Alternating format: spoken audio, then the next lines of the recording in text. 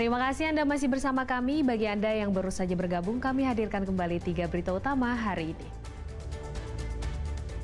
Diduga anggota organisasi masyarakat, 2 pria pencuri domba di Ciamis babak belur dikeroyok warga.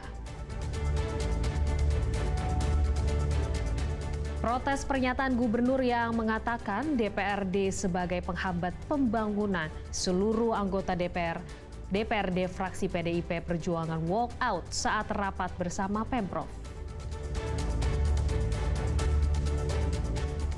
Khawatir digusur karena bangunan sekolahnya mulai dibongkar, murid dan guru SLB Negeri A Pajajaran Kota Bandung minta pertolongan Presiden Prabowo.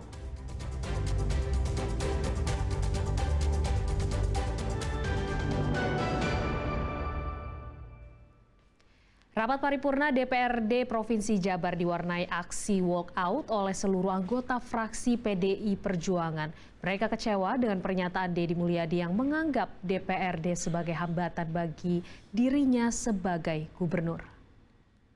Para raja dulu tidak menyusun APBD.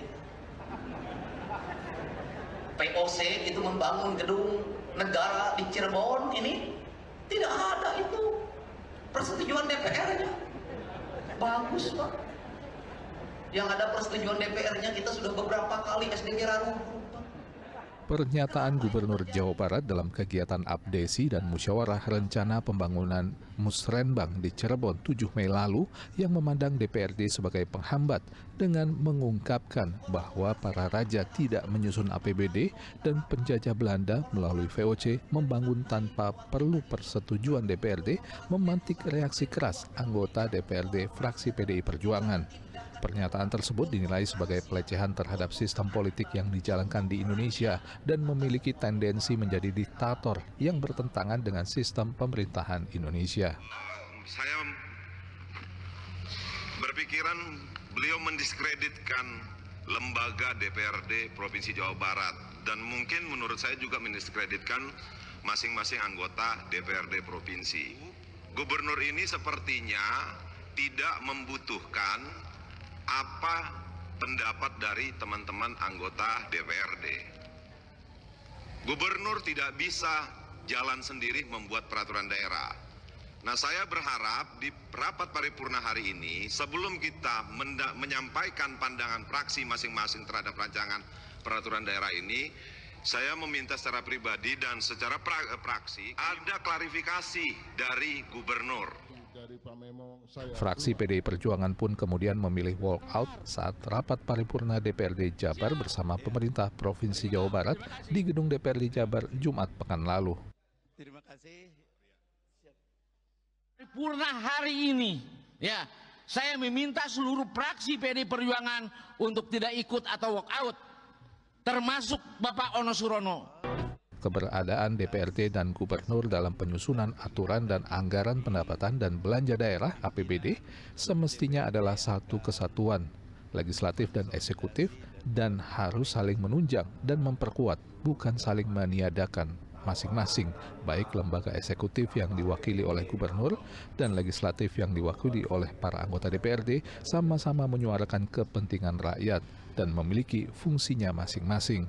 Pemprov sebagai lembaga eksekutif merumuskan dan melaksanakan kebijakan pembangunan, sedang lembaga legislatif melakukan pengawasan dan koreksi terhadap kebijakan yang dirumuskan atau dilaksanakan oleh lembaga eksekutif. Muhammad Rizal melaporkan dari Kota Bandung. Jawabannya gitu doang. Apa dia bilang? Siswa-siswi Sekolah Luar Biasa Negeri SLBNA Pajajaran Kota Bandung dilanda kecemasan setelah ruang kelas mereka mendadak dibongkar. Ruang kelas tersebut dibongkar untuk dialihfungsikan sebagai sekolah rakyat. Mereka lalu mengunggah permintaan bantuan kepada Presiden di media sosial. Pak Presiden, Pak Presiden, Pak Presiden, Pak Prabowo, Pak Prabowo, Presiden kami. Pak Prabowo, Presiden kami. Kami mendukung sekolah rakyat. Kami mendukung sekolah rakyat. Kami mendukung sekolah rakyat. Tapi jangan usir kami. Murid-murid dan guru Sekolah Luar Biasa Negeri SLBNA Pajajaran Kota Bandung sengaja mengunggah keresahan dan permintaan mereka kepada Presiden Prabowo ke media sosial agar gedung SLB tempat mereka belajar tidak digusur. Mereka bingung dan resah karena bangunan sekolah mereka saat ini sebagian telah dibongkar dan dikatakan akan digunakan untuk sekolah rakyat. Gedung C dan D yang sekarang sedang dibongkar tidak dipersilahkan lagi SLB pakai, karena itu akan digunakan untuk sekolah rakyat. Itu jawaban dari Kementerian Sosial melalui Kepala Balai. Itu akan pindah kemana berarti siswa? Nah, itu tanyanya jangan ke kami. Ya kami tidak tahu. Itu urusannya pemerintah. Kami ya bingung, sedih. Karena anak-anak kami belajarnya bagaimana? Kalau nanti pasang tenda, hujan, ya, kedinginan dan seterusnya. Sementara sekarang Dinas Pendidikan memberikan solusi untuk barang-barang sementara dipindahkan dulu ke Dinas Provinsi, Dinas Pendidikan ya. Untuk kelas, beberapa kelas diberi pinjam dulu SLB Cicendo, SLB. Pak Prabowo harus turun tangan untuk mendesak atau memerintahkan Menteri Sosial mewujudkan janjinya akan menghibahkan Komplek Wiataguna menjadi tempat penyelenggaraan pendidikan bagi disabilitas. Pembongkaran dilakukan mendadak saat siswa-siswi sedang melaksanakan ujian kenaikan kelas. Di samping itu, keluar surat pemberitahuan agar bangunan SLBNA Pajajaran dikosongkan pada tanggal 15 Mei 2025. Namun, Komite Orang Tua meminta waktu hingga 23 Mei secara lisan. Ketika dikonfirmasi kepada Gubernur Jawa Barat, Deddy Mulyadi menampik SLB Negeri A Pajajaran akan digusur. Bangunan sekolah saat ini tengah direnovasi dan akan digunakan bersama dengan sekolah rakyat. Ini sebenarnya bukan dibongkar diganti sekolah rakyat. SLB itu ada alokasi anggaran dari Kementerian PU, kemudian dibangun sekolah rakyat, dan kemudian setelah pembangunan itu nanti teman-teman SLB sekolah tetap di situ bersama-sama. Lahan SLBNA Pajajaran belakangan oleh pemerintah diakui sebagai milik Kementerian Sosial. Kemensos sempat berjanji untuk menghibahkan aset yang berada di Kompleks Wiataguna itu untuk dijadikan pusat pendidikan disabilitas. Namun, pelaksanaannya hingga kini belum jelas bagi pihak sekolah dan orang tua murid. Muhammad Rizal melaporkan dari Kota Bandung. Seorang warga sipil pekerja pemusnahan amunisi Afkir yang selamat dari maut menyaksikan kakaknya menjadi korban. Ledakan terjadi saat para pekerja sedang menurunkan detonator ke drum yang berisi air.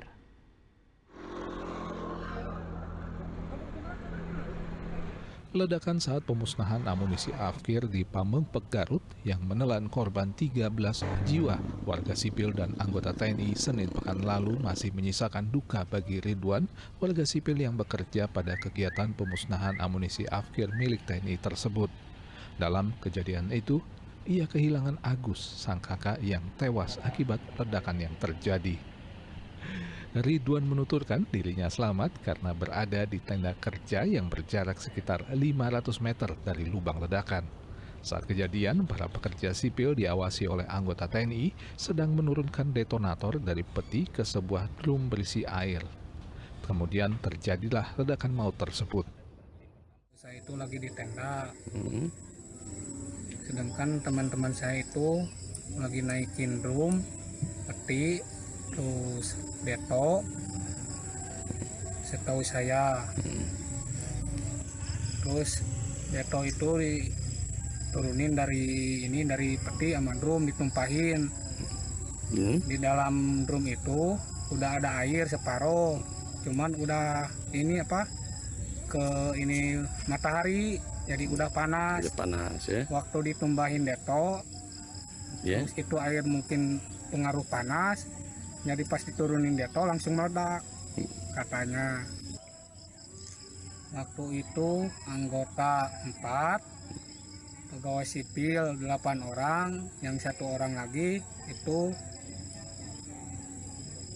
warga. Warga ya? Ya. Jadi bukan ledakan amunisi ya? Tapi bukan deto. Depo ya? Detonator. Kini Ridwan hanya bisa pasrah dengan nasib yang menimpa sang kakak. Saat ini, keluarga korban masih menunggu hasil penyelidikan oleh tim investigasi yang dibentuk oleh TNI.